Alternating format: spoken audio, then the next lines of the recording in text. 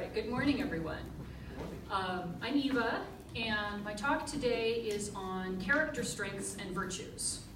But it's not just the topic, character strengths and virtues. It's this big horking book called Character Strengths and Virtues.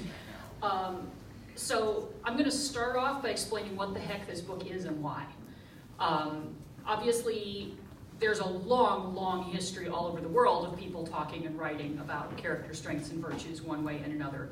But it's never been anything very methodical, or people have been methodical but in their own narrow traditions. So I'm going to back up a little bit to the psychological science tradition currently.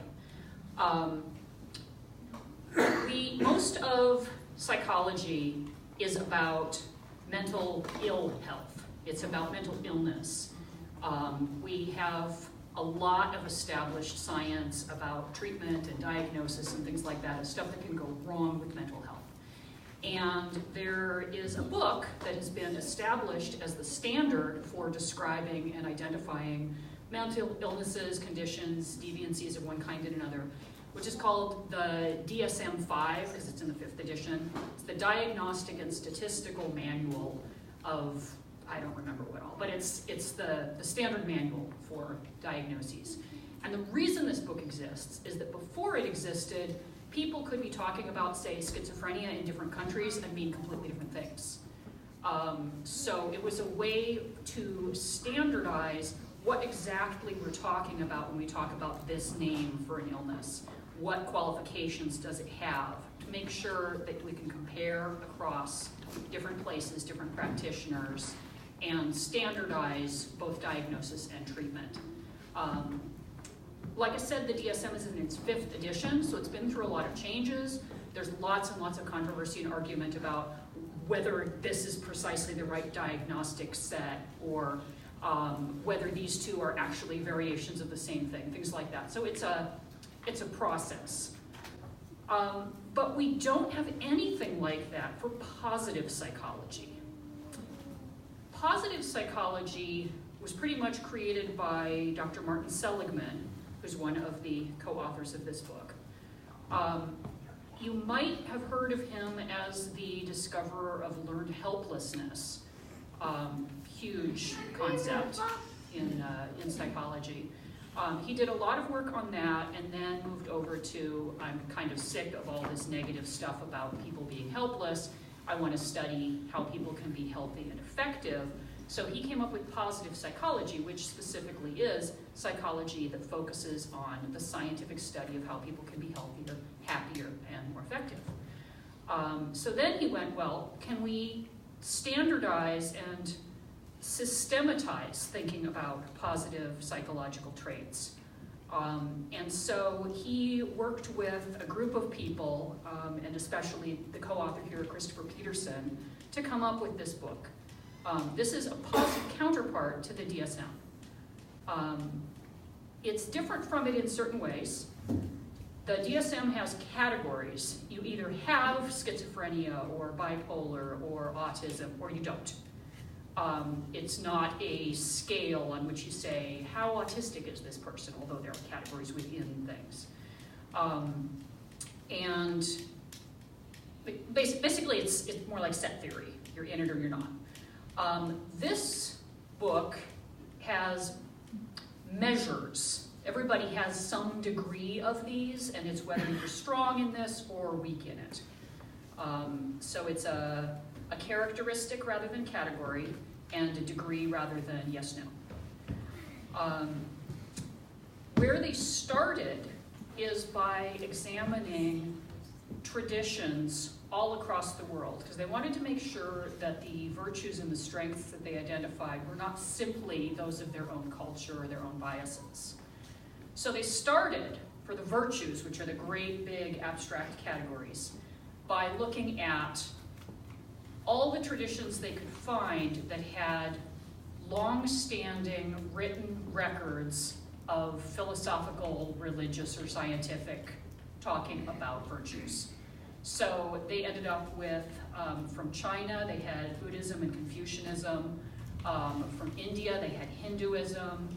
I think there's another one from India that I'm blanking on. And from Europe and the Middle East, they had the Greek philosophical tradition, they had Judaism, Christianity, and Islam. So they took all of these traditions and looked at how they talked about virtues, what was consistent across all of them, and kind of boiled that down to 6 great big virtues. Then they moved on from those virtues to identify character strengths, which are more specific, measurable things that a person can have. I'm going to start off by marking off some kind of mnemonic images that I came up with for the virtues, and then we'll fill them in as we go.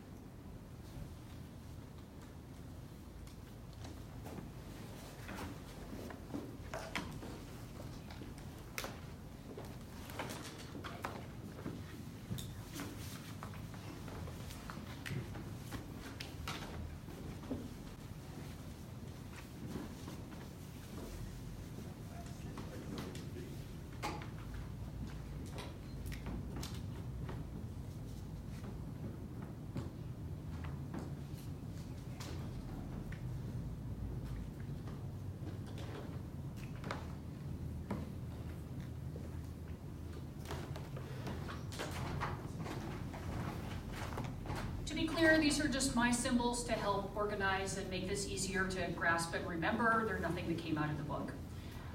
So what we've got here for these 6 virtues are, first we've got, I picked an owl for wisdom and knowledge.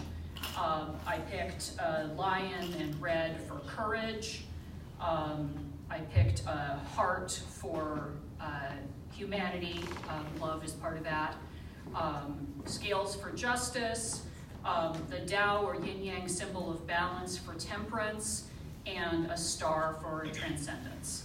And we'll get into what each of those means and what strengths fall under them. For now, you kind of have a tag for what we're going to fill in.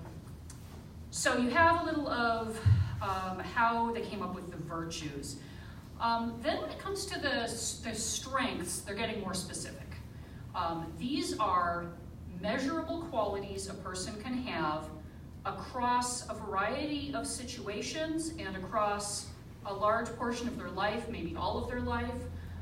These are things that can be affected by things that happen in their childhood. They can be fostered, or they can be discouraged by circumstances, by teaching, by modeling. Some of them more than others, and they talk about that. There's research on them. We can look at how does this situation affect this? Does this correlate with another strength? Does it correlate with a mental illness? You know, do people, in some cases, not having one of these strengths is actually a diagnosis in itself. You know, if you're completely lacking this strength, then you have whatever this condition is. They had a lot of criteria for what it took to qualify as one of their strengths. Let's see here, I can find that. Oh, I didn't skip one.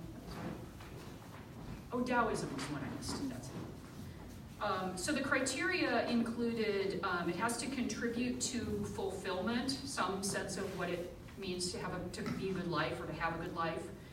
It has to be valued by societies across the world in its own right, even if it doesn't do any good in your life at the time.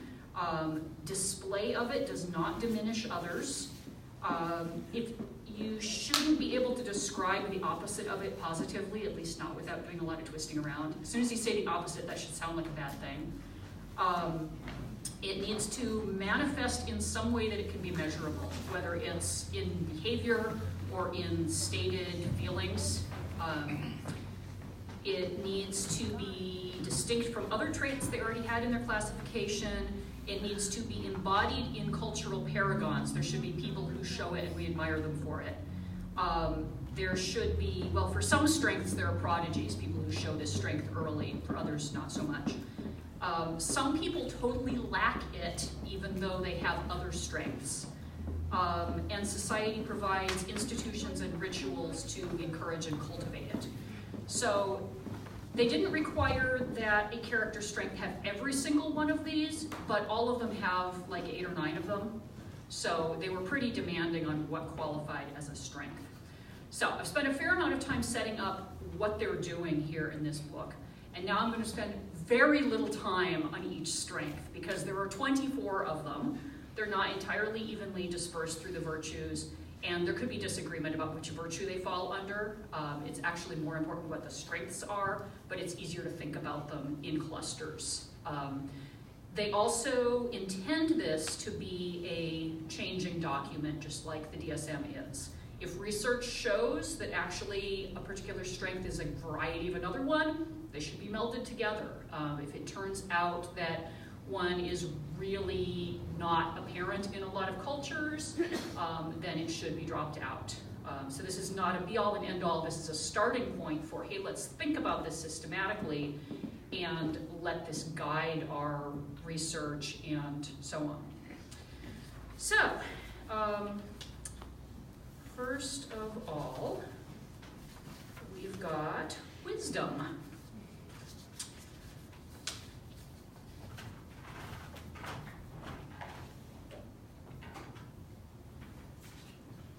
Hold that for you. I think I'm okay.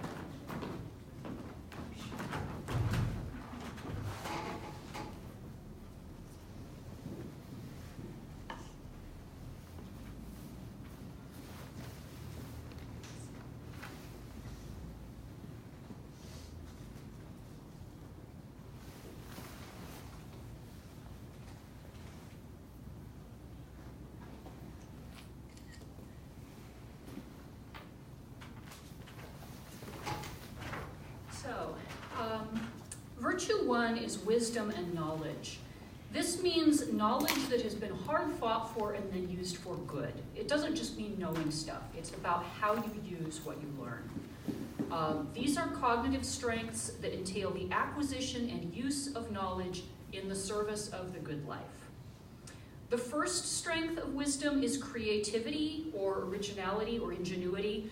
In most cases, they have more than one word for these to try to get across exactly what they're getting at. Creativity is about, it's thinking of novel and productive ways to conceptualize and do things. It includes everything from artistic achievement to scientific and entrepreneurial thinking.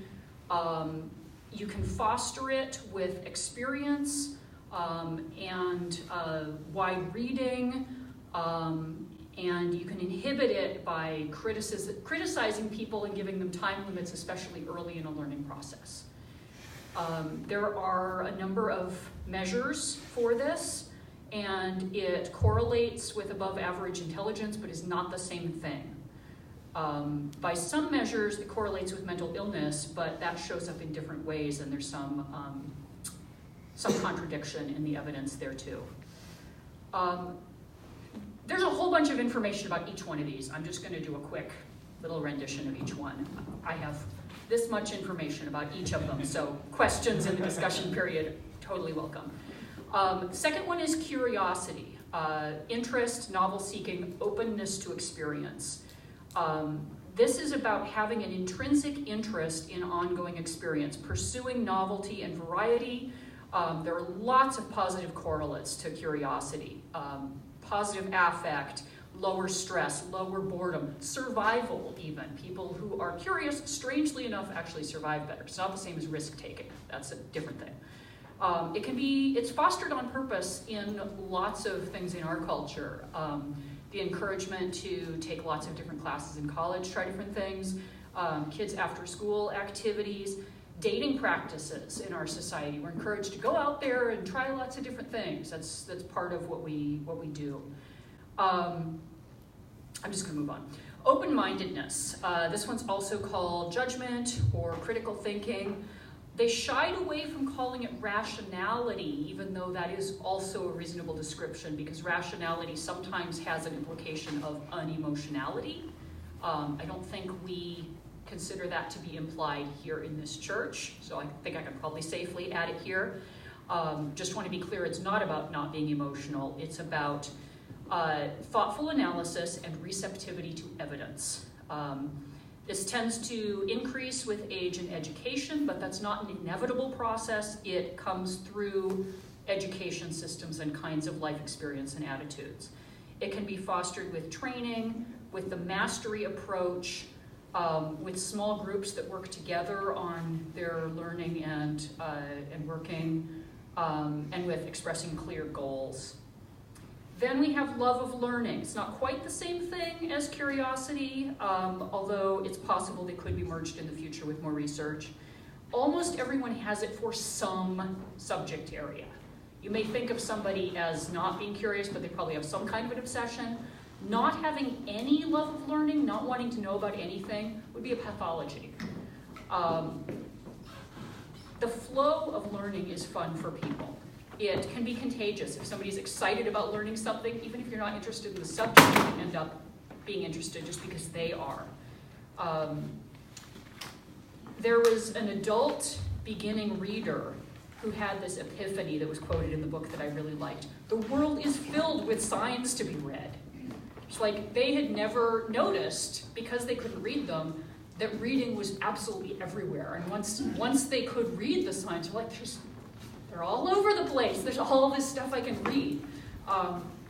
So this love of learning develops with teacher support and parent support in children, but it should and can continue throughout life. And then the final one, perspective, is also kind of synonymous with wisdom itself. It's the ability to take stock of life in large terms in ways that make sense to yourself and others.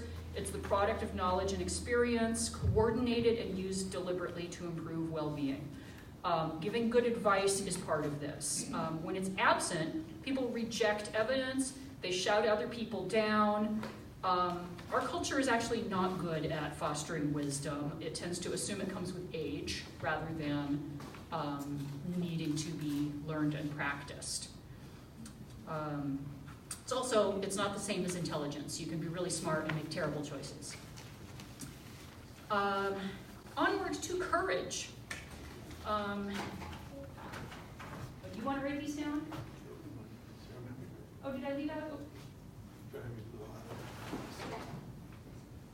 Oh, you're right, I left that out. Creativity, open-mindedness should go right under creativity. Can you write readably? Then onward to courage.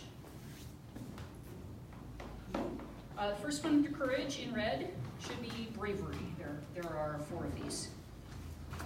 So courage is a set of emotional strengths that involve the exercise of will to accomplish goals in the face of opposition. And that opposition may be external, some kind of danger or difficulty. It might be internal, some kind of personal resistance to something. Doing what is right, even when it is difficult, painful, or dangerous, is courage. So there are 4 strengths under courage, 4 components to it. One of them is bravery or valor. This is experiencing fear or danger and doing the right thing anyway. It is not about not feeling fear. Not feeling fear is a lack in itself. It's feeling fear. It's also not acting recklessly. It's going, there is this danger here, or this perception of danger, that's fear, but it's really important that I do this, so I'm going to do it anyway. So they're the 2 pieces of the fear and the rightness of the action and the moving forward. This may be physical risk, it may be pain, it may be social pressure not to do something, and you have to be aware of the risk. It's fostered by practicing doing the scary thing, so it's automatic. Firefighters and other rescue workers practice the motions they're going to need to do over and over in non-risky situations, and then in situations that look like the risky situation, so that when they're actually there in the fire and the smoke and the noise and the dark, it's already automatic and they can just do it. Practicing small dangerous situations in general will help with strengthening your bravery. Cultural models are really powerful. We have heroes who we look up to and we go, I want to be like that, and that makes us braver. It correlates with having an internal locus of control, ability to delay gratification, low arousal under stress, and a pro-social orientation. Second one under courage is persistence, also perseverance or industriousness. Persistence is finishing what you start, keeping on even though there are obstacles, fighting tedium, frustration, and fatigue. It's not just mindless repetition, it's targeted, goal-oriented work. Being told a task is easy actually discourages persistence, because if you fail at something that's easy, that's just embarrassing. If you succeed at something that's hard, that's really rewarding. If you fail at something that's hard, there's no shame. So if something is going to be tricky, go ahead, let yourself know it's tricky. Let the kid you're talking to say, hey, this is sometimes pretty hard. Let's see if you can do it. Let's keep at it till you can do it. Don't tell somebody it's easy because it will shut them down. They don't want to fail at something easy. And it's not rewarding to succeed in something easy. Third one is integrity.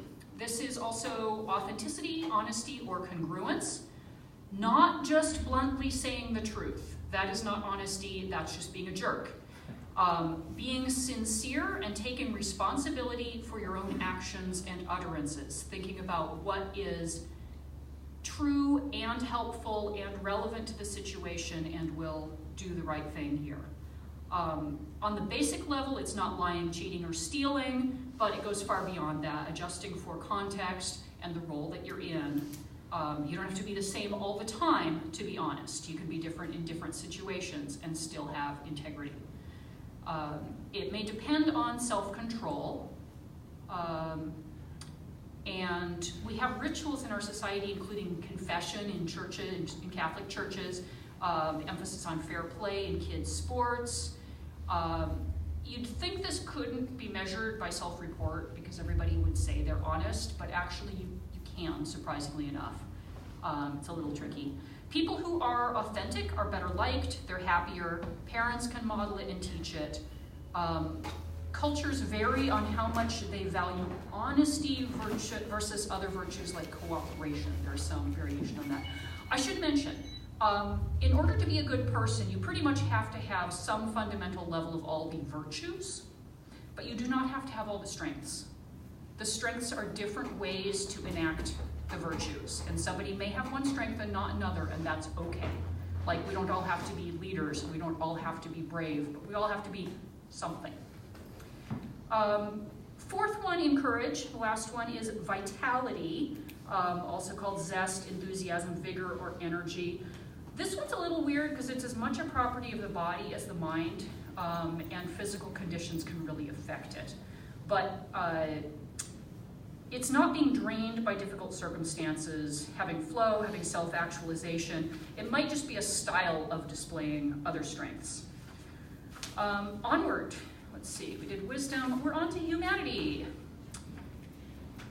Are you caught up for humanity? All right, there are three under humanity. The first one is love. So love, actually, humanity in general, this is interpersonal strengths that involve tending and befriending others, doing more than just what's fair, but being kind. Although kindness is a subcategory. This is a one-to-one relationships thing. We'll get to the justice ones, which are self and society. Love is reciprocated relationships with another person. This doesn't cover like unrequited relationships, fan relationships, things like that. It's something where there is a give and take, there is a mutual feeling. Romantic love, friendship, parental and child love, mentorships, teammates and coworkers, these all fall into this category of love. It involves shared aid, comfort, and acceptance, strong positive feelings. There's a whole bunch of research on attachment theory, which really keys into the love strength. Parents foster attachment starting from infancy, and people who have secure attachment have an easier time forming stronger, healthier love relationships. It is possible to affect your attachment style some in later life, but it's really pretty firmly shaped in infancy and childhood. I think if this book had been written more recently, it would probably include some of Gottman's research too, but it was written in the 80s, so there's stuff that's been covered that was not possible for them to include. Onward, kindness. Generosity, nurturance, care, compassion, altruistic love, niceness, agape. These are all ways of talking about kindness.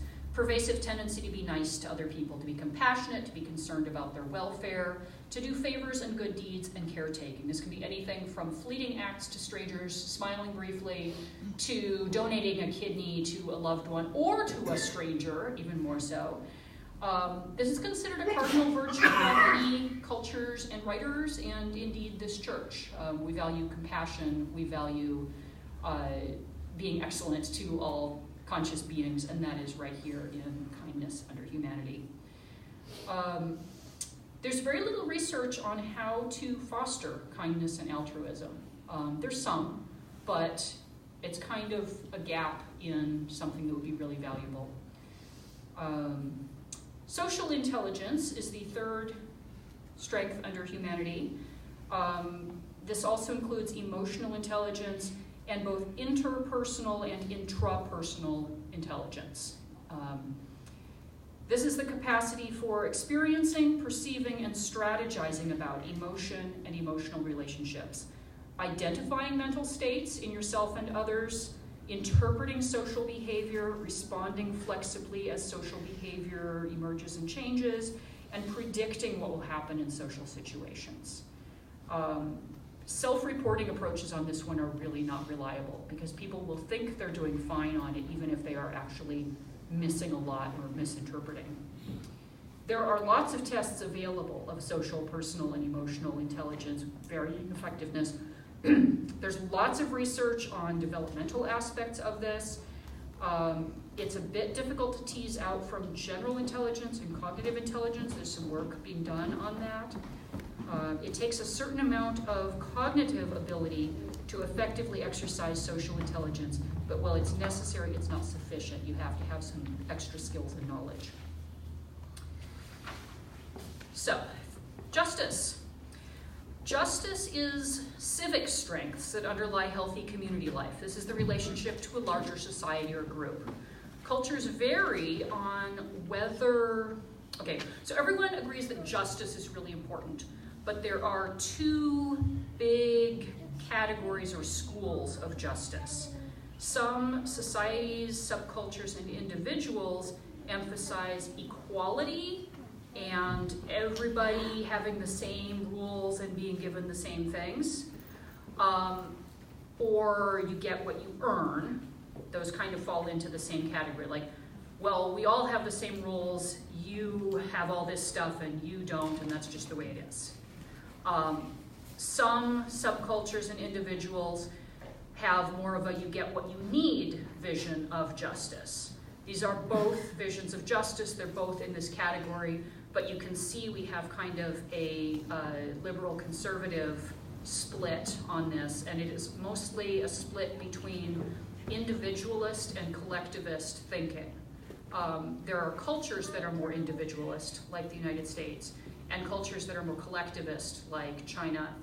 And you can see this as a difference in how people tend to fall out on what justice means. So first category in justice is citizenship. This is also teamwork, social responsibility, and loyalty. So this is identification with and sense of obligation to a common good. Me as part of a group, contributing to that group because it is part of my duty as a person and a member of the group. This is really highly valued in most societies. Sometimes it can be valued to a fault where obedience becomes the primary thing without the judging of, wait, is this actually for a good? Ideally, as you are contributing to the teamwork, you should also be assessing, is this group working for good? Second one is fairness. Not quite the same thing as justice, but obviously very close. This is treating people equitably, not based on either your personal interests or irrelevant biases. There's lots of disagreement about the equal versus equitable thing here. And also, basically a justice versus care model is very similar to that same split. So it leads to disagreement on things like tax rates, disability accommodation, affirmative action, and yet pretty much everybody will say, of course, justice is really important, and they'll disagree passionately on what justice means. There's lots of research showing development of thought on justice, very little on cross-individual variation, comparing how people are different at the same developmental stage. So that is a place where more research could be done. One thing I find kind of alarming is there's a system of stages of moral reasoning that Kohlberg came up with, and the 6th level of moral reasoning is post-conventional. You start off, this is bad because I'll be punished, and then as you grow up and you mature in your moral thinking, you end up with, this is bad because there's a rule against it, our society has these established standards, and then eventually you get to, this is wrong because it hurts people, and I have this personal principle that I don't hurt people. You come up with your own rules, and you generalize them, and you think about how they apply to the situation. According to his research, only about 20% of adults actually reach this stage of moral reasoning. I find that alarming, personally.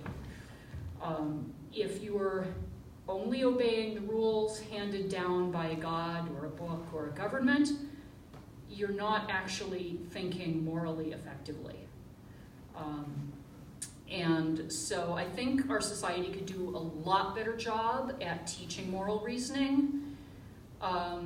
Most of the institutions that promote fairness in our culture do it by emphasizing rules and not general principles. So for instance, you can join Little League and it's fairness to follow the rules of the game, but you're definitely not encouraged to question the rules of the game and argue about whether that is the right way for people to have the most fun and for it to be accessible to everyone regardless of ability or whatever. That's not welcome in the group.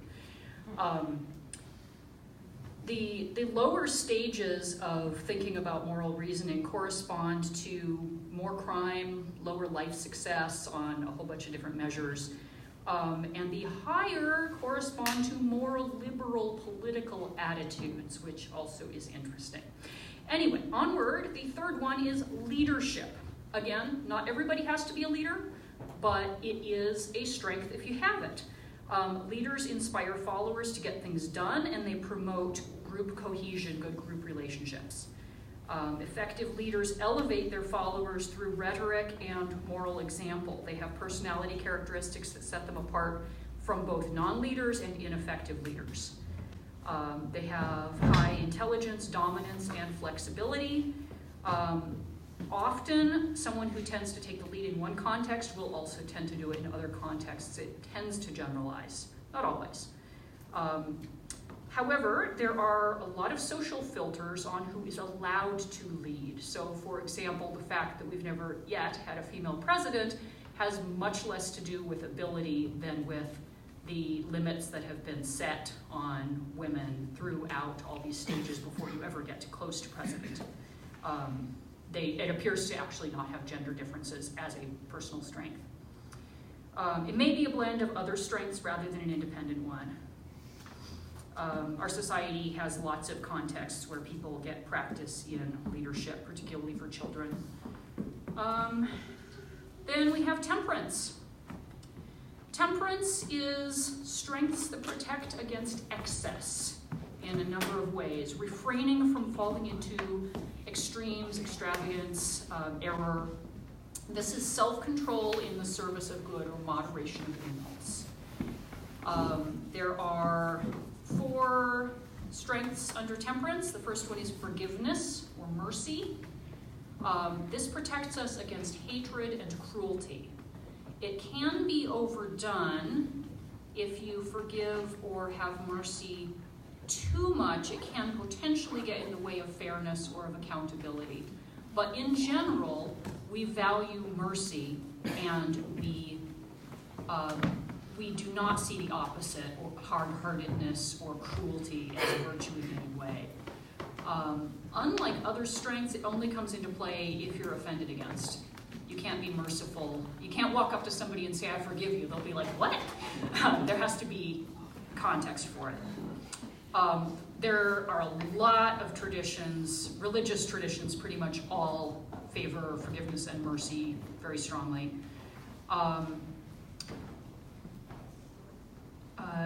Ruminating about the offense makes forgiving harder.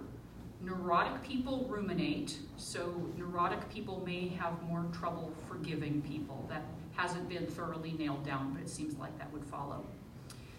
Second one is humility or modesty. This protects us against arrogance, letting your accomplishments speak for themselves, acknowledging your flaws, acknowledging the role of luck, and acknowledging the contributions of others. This is not the same thing as self-deprecation. It's not saying, oh, I'm not that great. It's saying, yeah, I worked really hard on this, and he also helped, and thank goodness I had all of these resources to work with, and I'm really grateful for everything that made me lucky enough to be here. You know, it's recognizing that you're only part of the picture. You didn't do it all yourself, and you're not perfect. Non-defensive willingness to see the self accurately, including both strengths and limitations. This is another one where self-report is a terrible way to find out whether someone has this strength, because if they're bad at it, they will announce that they're very, very, very good at it. Which I'm sure Donald Trump, for instance, is the most modest person you've ever met. It was about halfway through this book, actually, that I started thinking about Donald Trump. And then I went and looked back at all the strengths, and I swear he is missing every single one of them. It was actually fairly disturbing, although his followers would disagree with me on a few of them. Okay, third one is prudence. This protects us against following short-term temptations with long-term costs. So this makes you go, wait a minute, what's the trade-off here? I don't actually want to eat 16 cookies because, gosh, I'll feel terrible later and I won't want to go for a run and my health will suffer. So basically, this is an orientation to the future that allows planning for long-term goals instead of immediate pleasure. Weighing benefits, making choices. Sometimes prudent people are seen as boring or timid in that moment when they're refusing some pleasure that everyone else is engaging in, but we admire their results. And so we admire their being prudent, even if we're frustrated that they're not having a drink with us or staying up late or whatever. It requires a level of development that usually does not emerge till adolescence. A 4-year-old basically can't be prudent. Their brain hasn't developed enough to be. We can readily find opposites of prudence in the Darwin Awards. Every example is somebody who made a very imprudent choice.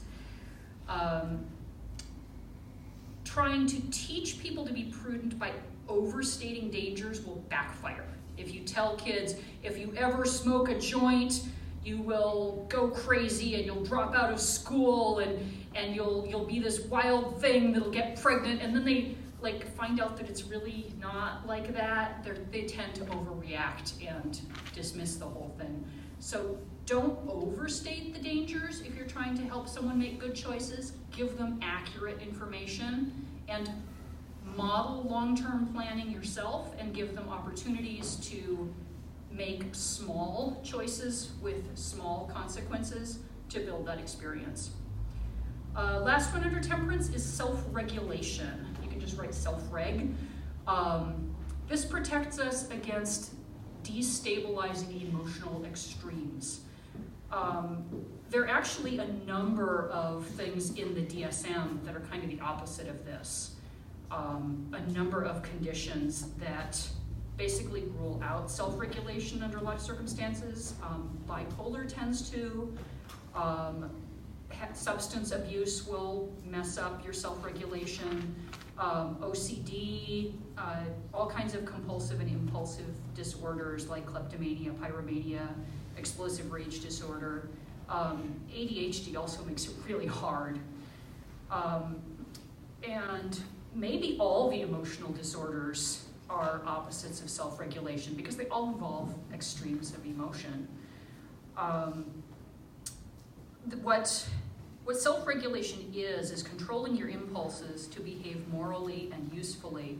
Things like sticking to a health regimen, staying calm when someone's provoking you, keeping from being distracted, staying on task, sticking with an academic, religious, or athletic practice so that you can get long-term results, avoiding all the 7 deadly sins is part of self-regulation. You're avoiding wrath and sloth and all of those things. The marshmallow study falls under this, where they had children told, okay, if you eat this marshmallow now, you have a marshmallow, yay, but if you can avoid eating it till I come back, I'll give you another one. And they have to wait. We have discovered, since this book was published, that that has problems because, well, it's hard to learn self-regulation if you never have a long-term payoff. So for instance, poor kids and kids who have grown up in a very unpredictable environment, maybe an abusive environment, tend not to develop certain kinds of self-regulation because they can't count on anything long-term. They have to get what comes right now. So the things that encourage self-regulation are stable, predictable environments in which people can plan long-term and see this will have a payoff. So when I say that there are all these mental conditions that kind of rule this out, that's because those mental conditions tend to come from environments that discouraged it, that actively discouraged it, not just not encouraging its development. Practicing control in small ways from childhood can help build the strength, but as I said, it needs to be in a context where there really will be a payoff that is reliable, that you can reliably expect. Kids who are not supervised at all don't develop self-regulation.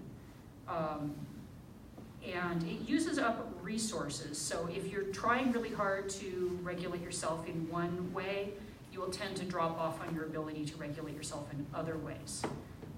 This is actually like a brain glucose thing. It's a limited resource, so if you're trying to add control in a particular part of your life, try to lower the demand on other things so that you have it available. So are you saying if you're trying to change habits, don't try to change everything at once. That's right. Okay. And the last section is Transcendence. I'm sorry I'm taking so long, there's a lot of stuff. So Transcendence is perhaps the ithiest category for an atheist to look at because it tends to be seen as religion. These are strengths that forge connections to the larger universe and provide meaning, reaching out outside the individual and even beyond just other people. Connection to something higher, whether that's God or some purpose, power, or reality beyond ourselves. Awe, wonder, and gratitude, what inspires us, makes us feel like we're a tiny little part of the universe and yet we're somehow special and important. Obviously, we're all atheists, or at least atheist-friendly here, and we don't believe that it's necessary to believe in a God or anything supernatural to have this kind of feeling of being something small yet special in the universe.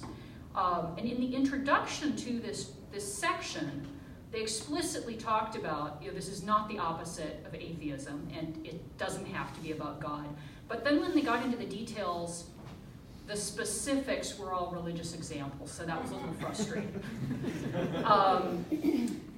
So I think a lot more could be done here with, yes, but what if you don't believe in God and you can still access this? How does that work exactly? More can be done. There's so much. In every part of this book, they end it with, so what is not known?